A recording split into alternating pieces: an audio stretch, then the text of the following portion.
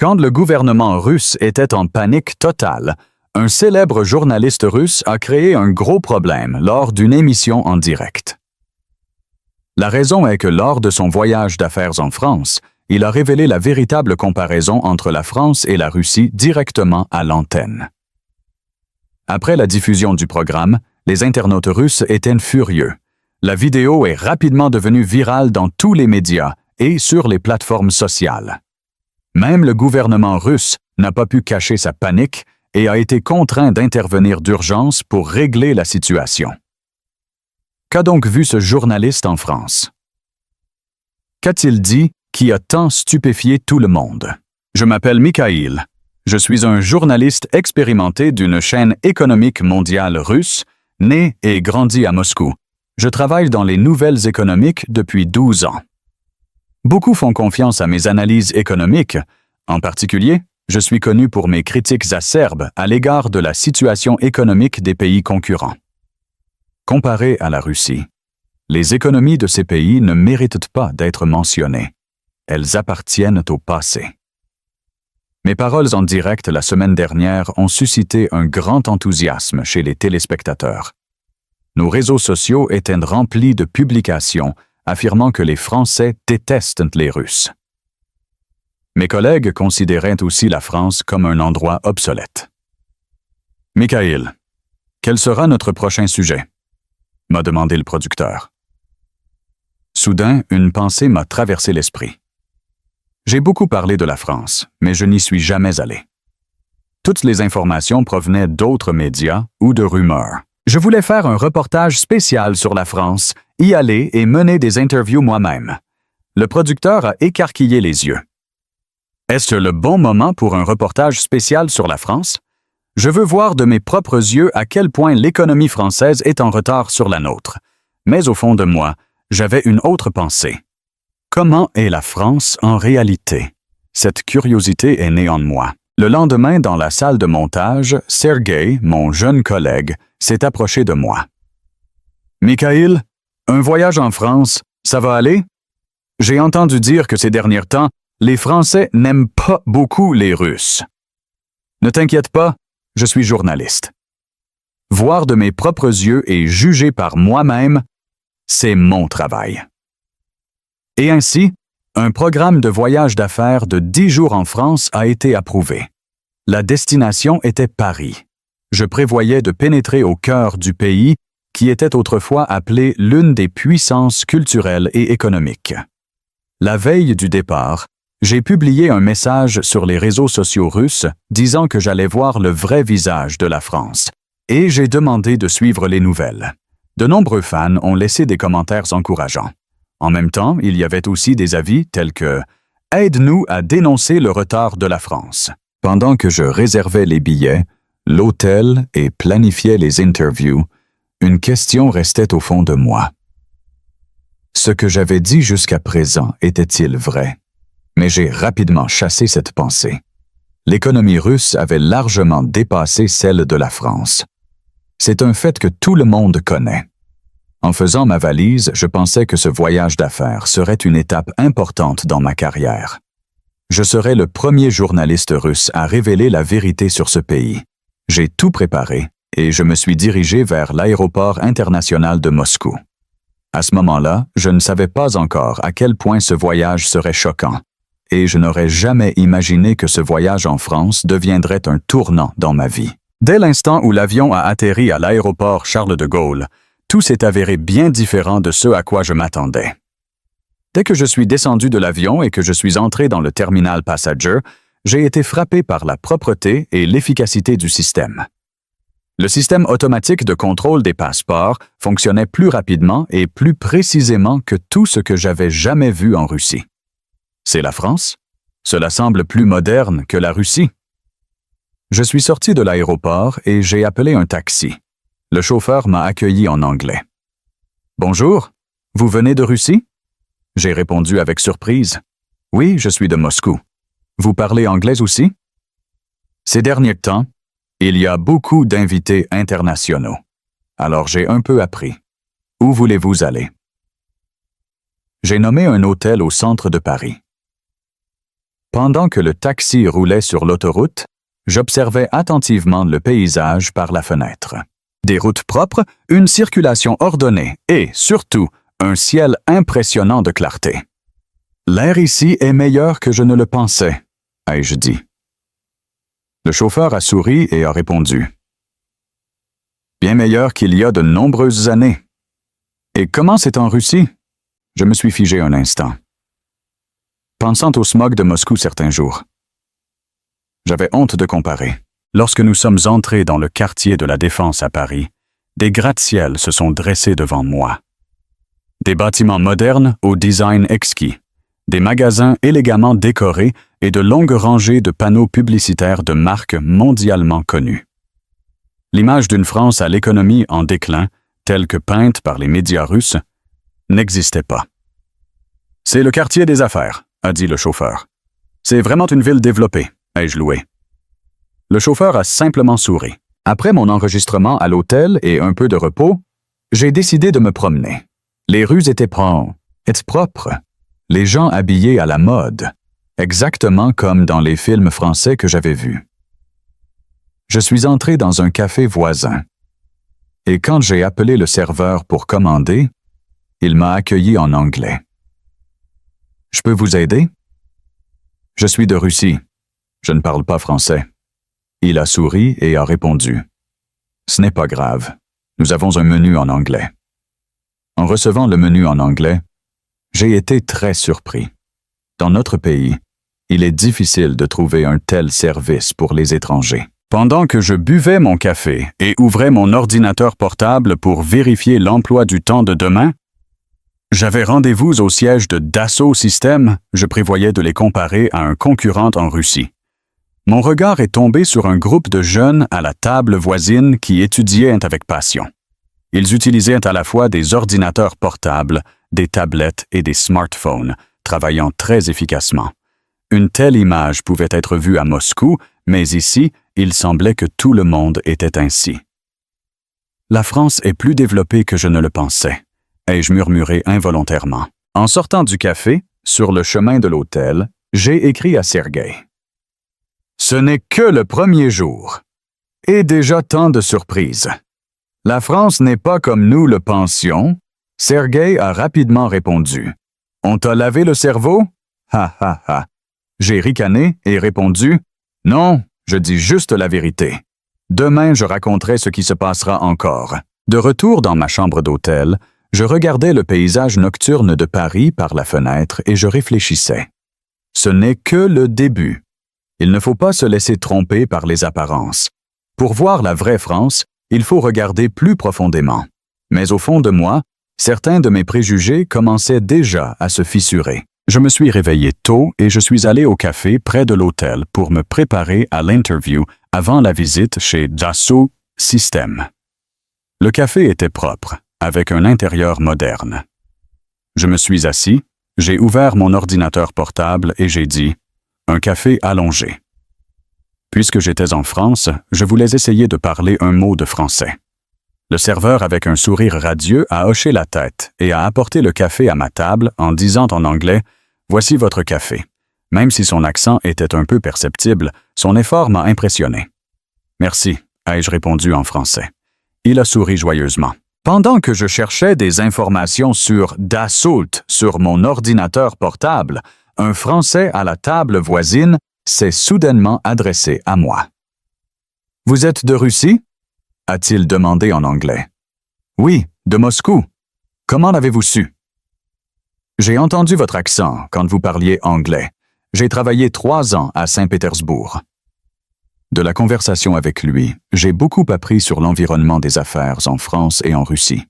Il n'a rien dit de négatif sur la Russie. Au contraire, il a loué son développement rapide, ce qui était totalement différent des rumeurs selon lesquelles les Français détestent les Russes.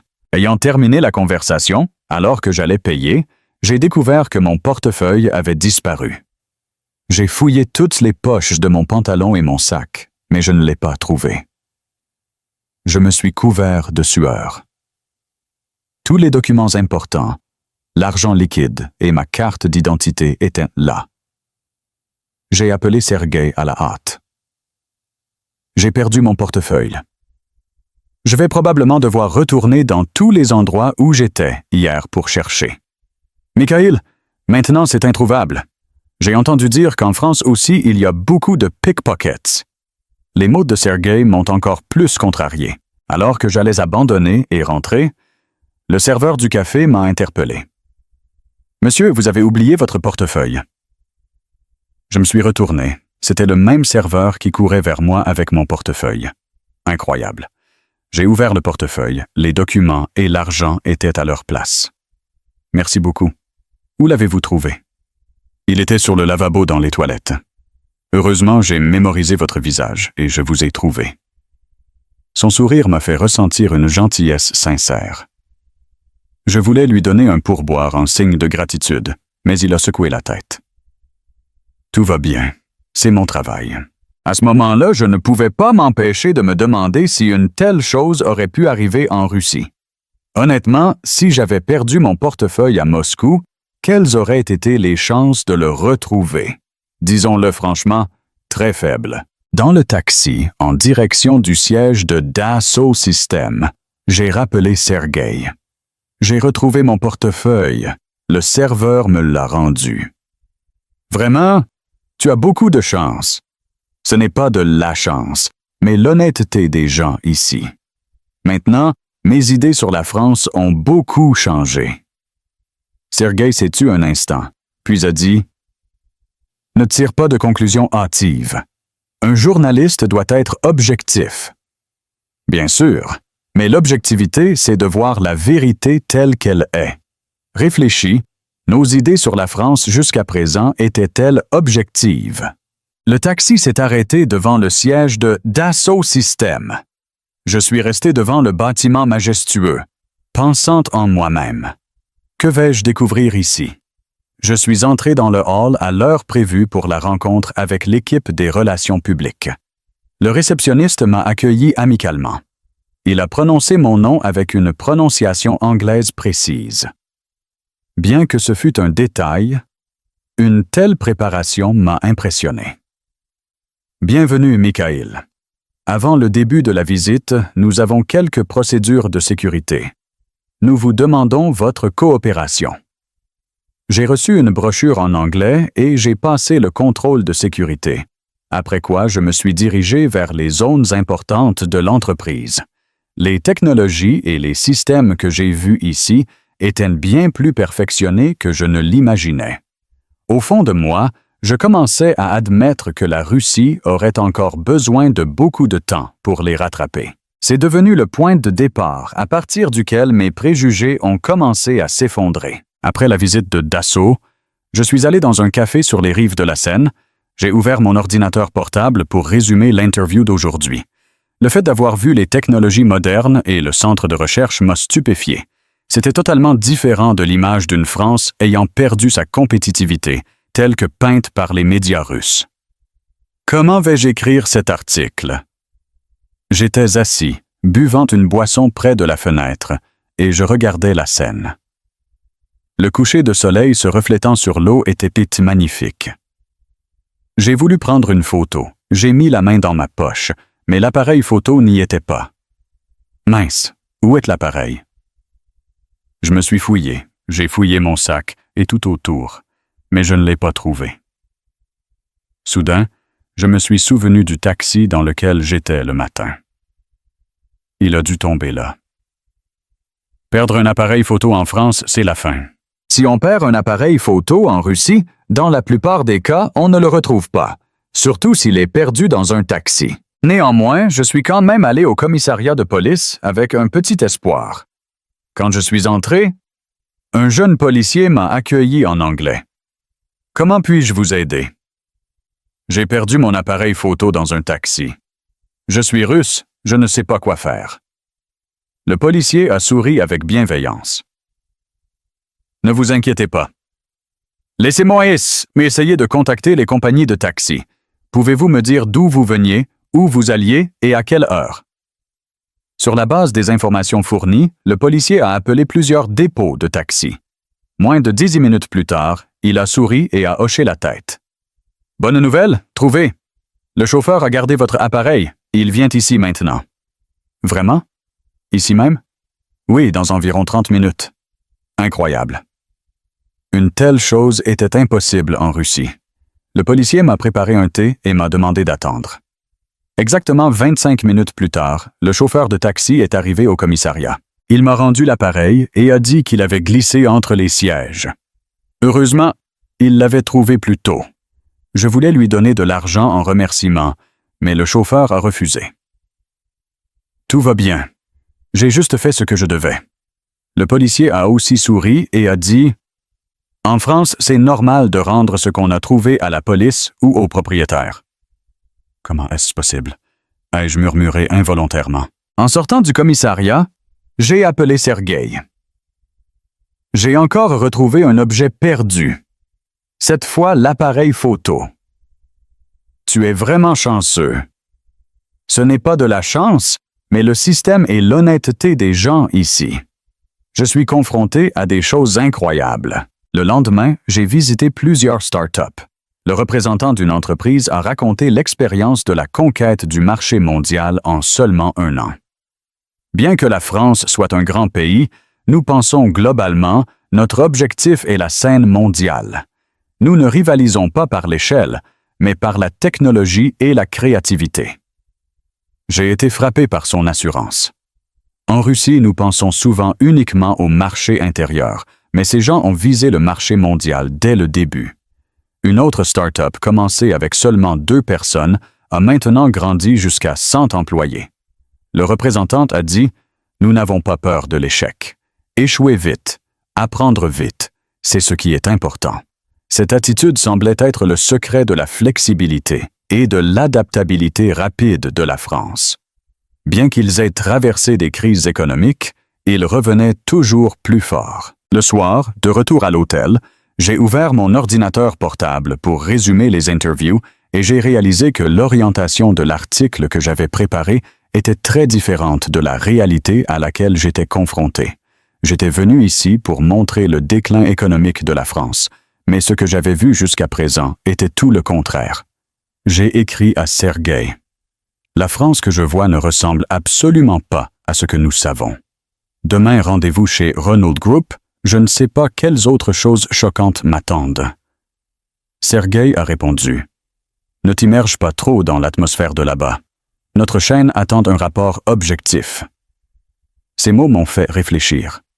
Un rapport objectif? Alors, le mieux est sans doute de présenter la vérité telle que je l'ai vue. Je regardais le paysage nocturne de Paris par la fenêtre, planifiant les interviews de demain. Maintenant, je n'étais plus le journaliste qui voulait prouver le déclin de la France, mais un journaliste cherchant la vérité. Quand je suis arrivé au centre de recherche de Renault, j'ai été à nouveau frappé par son immense territoire et ses bâtiments modernes. Les médias russes ne rapportaient que le fait que l'industrie automobile française rencontrait des difficultés sur le marché mondial. Antoine, un haut dirigeant, m'a accueilli chaleureusement.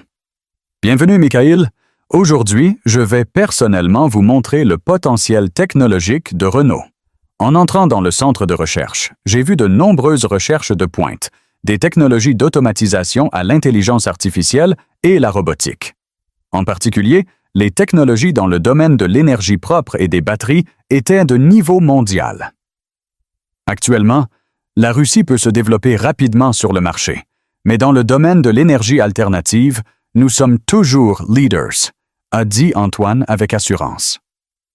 Pourquoi êtes-vous concentré sur ce domaine? Ai-je demandé. La compétitivité future réside dans la qualité, pas dans la quantité. Nous visons une qualité made in France reconnue dans le monde entier. En écoutant ces explications, je comparais cela à la stratégie de l'industrie russe. Nous nous concentrons principalement sur la production de masse, mais la France ouvre des opportunités beaucoup plus diverses. Incroyable que la France soit un pays technologiquement si avancé, ai-je murmuré. Pendant la pause déjeuner, Antoine m'a emmené à la cantine de l'entreprise. Chose surprenante, j'y ai vu beaucoup d'ingénieurs étrangers. Nous accueillons des talents du monde entier. Les compétences sont plus importantes que la nationalité. En Russie, embaucher un étranger n'est pas une chose facile, Mais la France est beaucoup plus ouverte. J'ai compris que la diversité mène à l'innovation.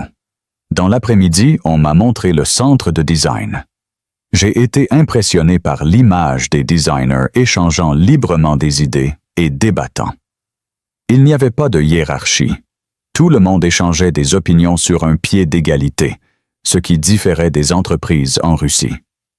Nous passons rapidement d'une culture verticale à une culture horizontale, a expliqué le responsable du design. La créativité s'épanouit dans un environnement libre. Sur le chemin du retour, Antoine m'a demandé « Mikhail, quelle est votre première impression de la France ?» J'ai répondu honnêtement, très différente de ce que je pensais au début. En Russie, on pense que l'économie française a des problèmes.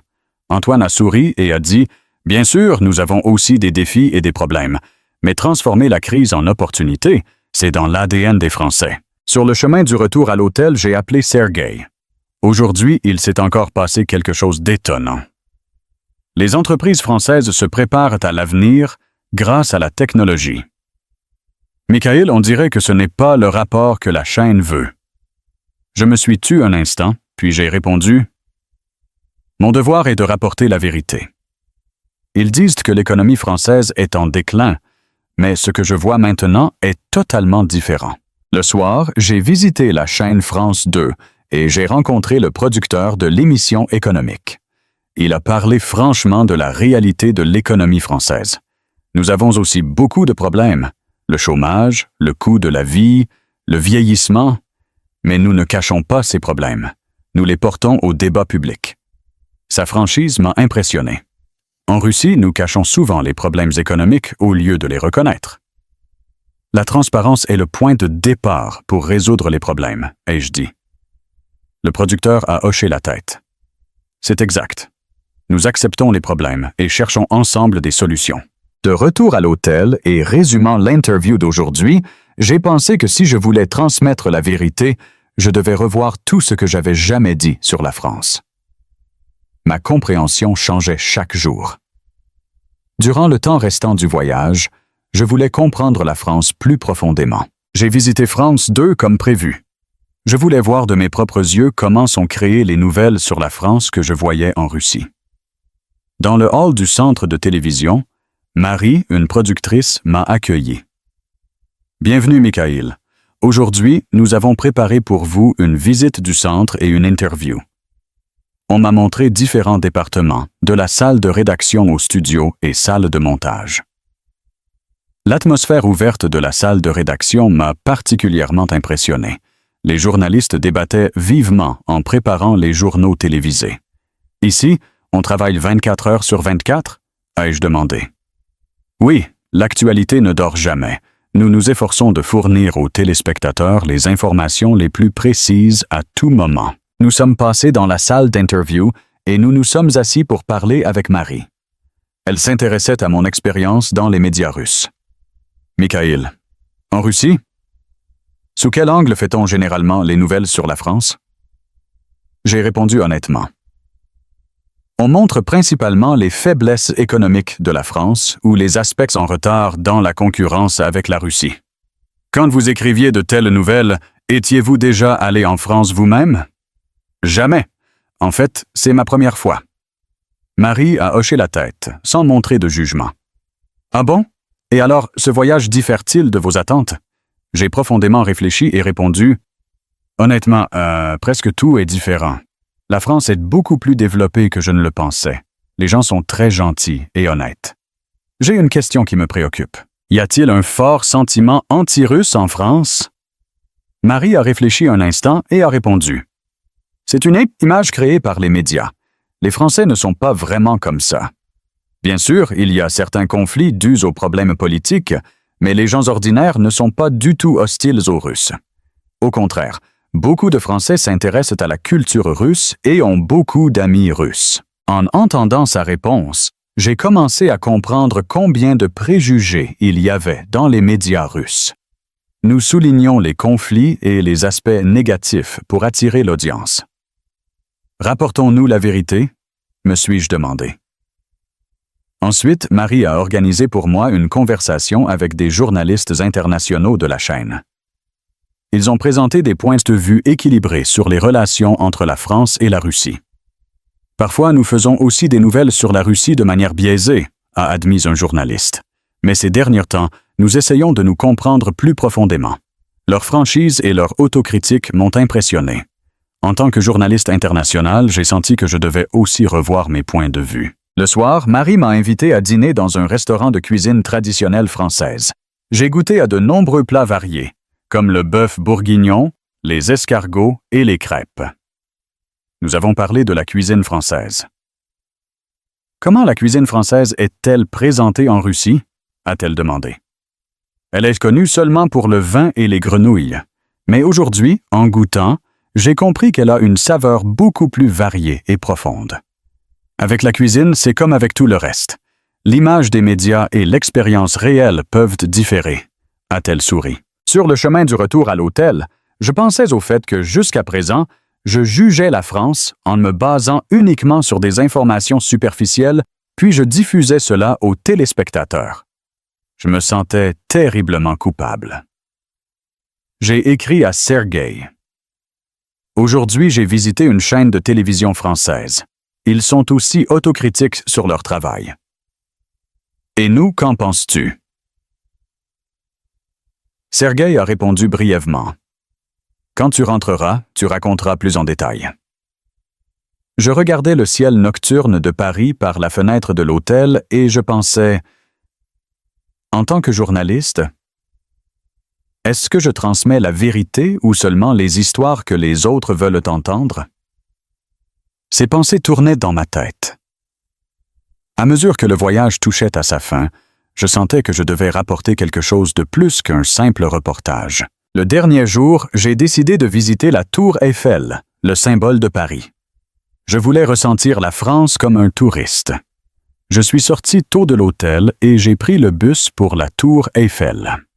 Le chauffeur de bus, voyant que j'étais russe, m'a salué avec quelques phrases simples en anglais. « Bonjour, pour la tour. »« Oui. Vous parlez anglais aussi? »« Un peu. Beaucoup de touristes internationaux viennent. » Alors j'ai appris. Dans le bus, j'admirais le panorama de Paris. Les bâtiments haussmanniens et les monuments anciens se fondaient ensemble, créant une image impressionnante. C'était une ville moderne qui avait conservé sa culture traditionnelle, différente des villes en Russie. Soudain, le chauffeur s'est retourné et a dit « Il fait frais, prenez ceci » et m'a tendu un petit chocolat. J'ai été surpris par cette gentillesse inattendue et j'ai remercié. Il faisait vraiment froid dehors. Même si ce n'était qu'un petit chocolat, sa chaleur m'a touché. Quand je suis arrivé à la Tour Eiffel, je suis monté sur la plateforme d'observation par l'ascenseur. Devant moi s'ouvrait un panorama à 360 degrés de Paris. La Seine serpentait à travers le centre de la ville, et les grands et petits bâtiments semblaient harmonieux, comme sur un tableau. Sur la plateforme d'observation, j'ai rencontré un couple de touristes âgés. Ils m'ont salué. « Vous êtes de Russie? Laissez-nous vous prendre en photo. » Je les ai remerciés pour leur gentillesse et j'ai demandé une photo. Après la prise de vue, le mari a dit « L'année dernière, nous étions à Moscou. C'est une ville magnifique. » La femme a ajouté « Les Russes sont très gentils et serviables. Le voyage était très agréable. De la conversation avec eux, j'ai senti qu'entre les gens ordinaires des deux pays, il n'y a presque pas de conflit ou d'hostilité, comme le dépeignent les médias. Au contraire, il y a de la curiosité et un respect mutuel. J'étais assis et je buvais un café au bistrot de la Tour, en réfléchissant.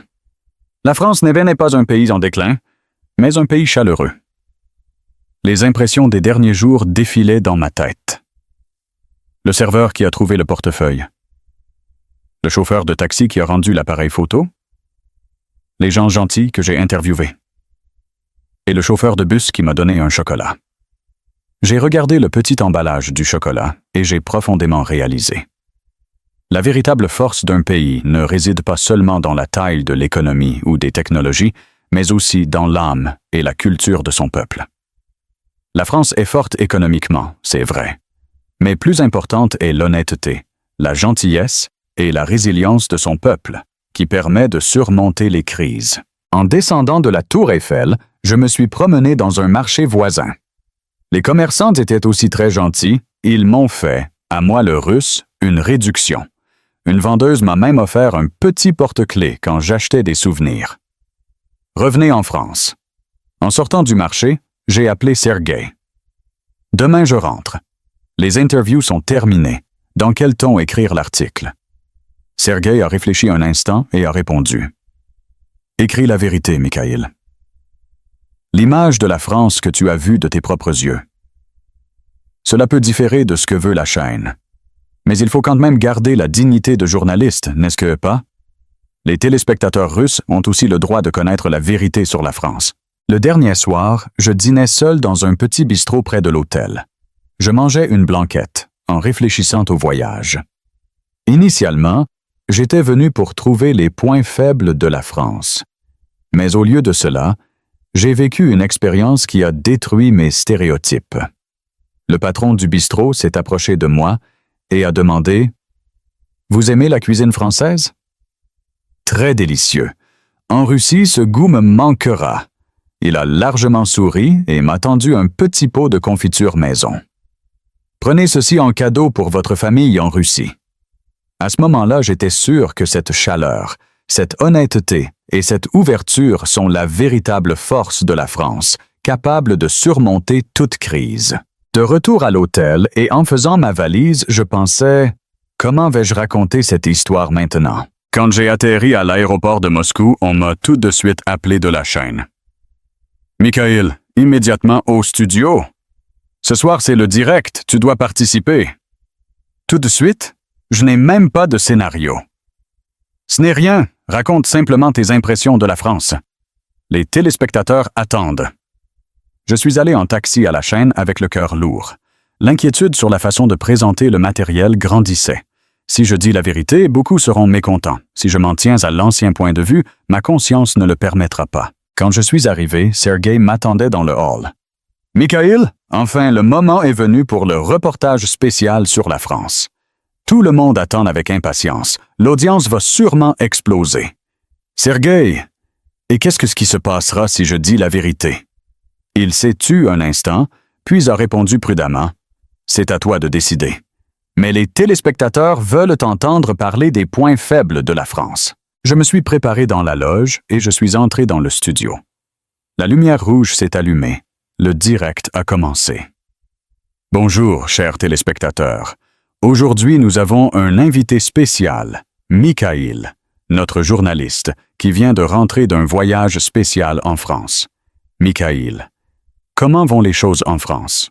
J'ai pris une profonde inspiration et j'ai répondu. La France que j'ai vue ne ressemble absolument pas à ce que nous savons. Le silence s'est installé dans le studio. Nous pensons que l'économie française est en déclin, mais les entreprises que j'ai visitées possèdent des technologies de classe mondiale.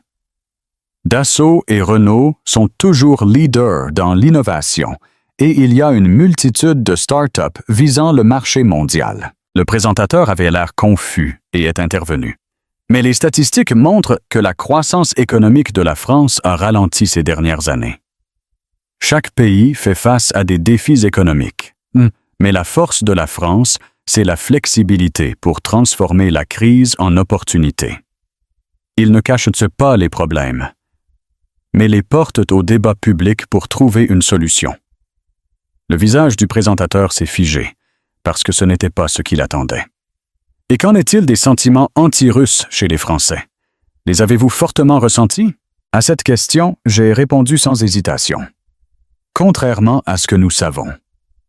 La plupart des Français que j'ai rencontrés étaient gentils et honnêtes. Quand j'ai perdu mon portefeuille et mon appareil photo, on m'a tout rendu intact. Et il y a eu beaucoup de gens qui m'ont témoigné de petites attentions. Tout au long de l'émission, des commentaires ont afflué sur les réseaux sociaux. Mikhaïl a eu le cerveau lavé par les Français. Il a sûrement reçu de l'argent de la France. Mais j'ai continué à parler. Nous regardons souvent les autres pays à travers le prisme des stéréotypes imposés par les médias. J'étais aussi comme ça. Mais quand j'ai tout expérimenté par moi-même, la vérité s'est avérée complètement différente. La France est notre concurrente, mais en même temps, c'est un pays dont nous pouvons beaucoup apprendre. Le producteur a fait un signe. La dernière phrase. On ne peut connaître la vérité qu'en voyant tout de ses propres yeux.